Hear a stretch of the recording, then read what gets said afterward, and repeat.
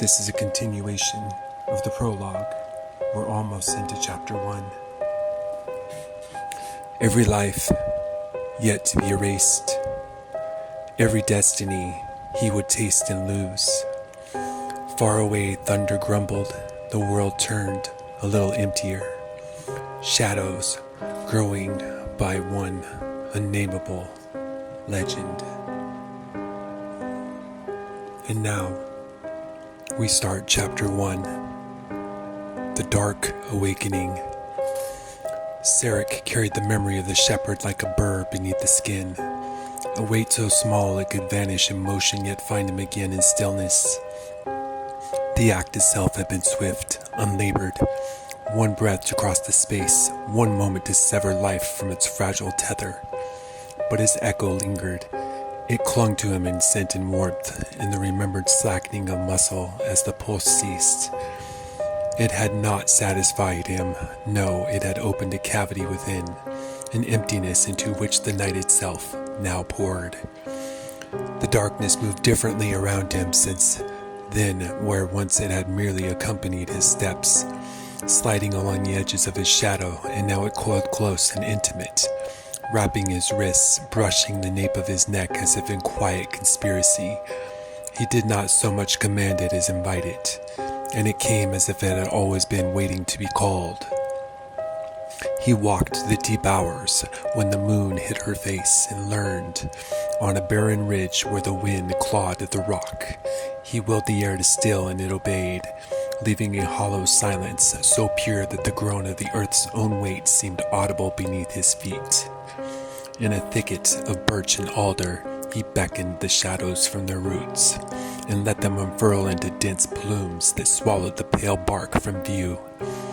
He discovered subtler arts and narrowing of thought that could calm the wild pulse of a stag until it blinked and accepted his closeness, or an inward tightening that sent a covey of roosting birds exploding into terrified flight.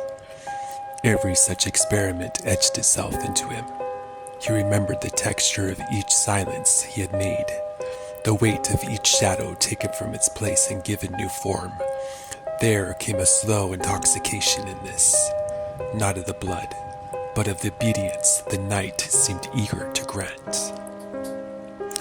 He traversed lands that had no name in any living tongue, salt's flat silver under starlight, their cracked surface whispering beneath the wind, forests so dense the air beneath their boughs smelled of iron and long dead rain. Across one valley, he found the remains of a causeway laid by hands centuries lifeless. The stones sagged in the center, drinking in the water that pooled black and deep between their joints. Each place left its taste on him, scents and textures folded into the growing cloak of memory about his shoulders. The hunger was never gone. It ebbed perhaps, smoothed itself into something like patience, but it waited always. He fed it sometimes, swiftly without cruelty, for the sake of quieting its call. More often he let it whisper against his ear, testing the strength of his restraint. Each denial burned like frost, but he held to it, cherishing the sharp clarity it left in its wake. The further he went, the more the world seemed to accustom itself to his presence. The first days after the killing, every bird had scattered from his path. Every beast had stamped and fled, and now they lingered on the edge of seeing. Their gazes long and assessing, he would catch the glint of eyes in the undergrowth and feel no surge of alarm, only a mutual weighing of place and intent. Even the wind seemed to pause when it met him, curling slow eddies about his form before moving on. Night by night he traced the edges of villages and hamlets. He learned the look of their light from afar. The wall oil lamps swim gold in the mist, the rhythm of torches swinging on a watchman's round. He felt the nervous prickle they cast into the dark, the way fires made some shadows recoil and others draw near for warmth. Once or twice he let the night shroud him to a deeper black and move close enough to hear the rise and fall of sleepers' breath within their wooden walls. The faint whisper of dream speech slipping between their teeth, but he never crossed the threshold. Not yet. Instead, he turned away each time, moving again into the embrace of wild earth. He passed under trees whose roots broke from the soil like the backs of waking leviathans. Through meadows spread with flowers the night kept for itself, petals too deep a blue to survive the sun. The darkness upon him drank in their shapes and gave nothing back. Each dawn found him between places, wrapped in the wonder of having no fixed point, no hearth to tie him down. He understood dimly that this was his first great becoming, not the act of the shepherd's death, but the long walk after, the slow gathering of every shadow the world was willing to offer him, until he could move through night like a hand through water. And so he wandered and learned and waited, and his legend, though not yet spoken, already beginning to take root in the soil where his feet had pressed. He kept to the shadowed places as the hours rained thin, gliding past the threshold of dawn and dusk, as if the world's clocks had grown slow for his sake. The air tasted of cold iron in the memory of storms. His movements measured, patient, deliberate. In these lands untouched by the songs of man, Serekh felt the darkness sink deeper into his marrow, where once it had obeyed his call like a careful servant. Now it seemed to anticipate him, thickening beneath his gaze, uncoiling before his every step, savoring the weight of the hunger, drifting just behind thought. He moved through thickets of wild rose tangled with brambles, catching the slow drift of dew against his forearm, the sweet rot of fallen fruit speared by the beaks of silent birds.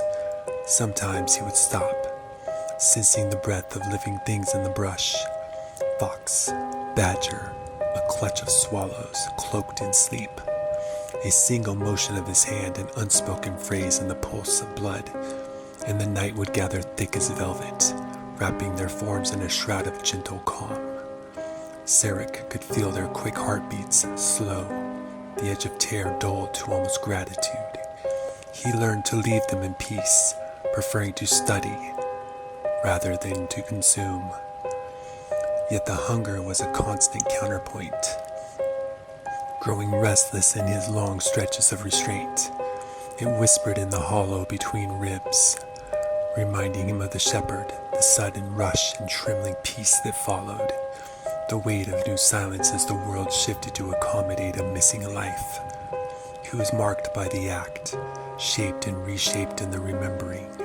Sometimes, with the night at its fullest, he would recall the shepherd's final gaze, a mixture of awe and panic, wondering which would claim his own soul when the reckoning came. He did not always travel alone. Ravens and wild dogs tracked the line of his passage, their forms spectral in the mist, their eyes holding a recognition he could almost read. Once, in the half-light before dawn, he paused by a stone outcrop and watched as a lone wolf emerged from the bracken, circling at a cautious distance. Serekh knelt, spreading his fingers over the chill stone, and with only a fragment of will he sent a ripple of shadow to touch the beast's paws. The wolf froze, then lowered its head, exhaling a sound not quite fear and not quite greeting before vanishing back into the fold of night. Serekh felt an echo in his bones, a fleeting kinship, and the hunger receded. He wandered close to settlements, never entering, always content to linger at the margins. Smoke curled in slender chains above thatched rooftops, the tang of bread and animals mingling in the coiling fog. Lights gleamed gold and green through narrow windows, sometimes flickering as if pulled by invisible hands. Serekh watched from the edge, studying the rhythm of waking and sleeping lives. The lovers parting at gates, children stirring restlessly in uneasy dreams, elders murmuring prayers into the restless dark. He learned their fears, their hopes, and how even in sleep the presence of the night shaped them. He discovered he could lean into their dreaming,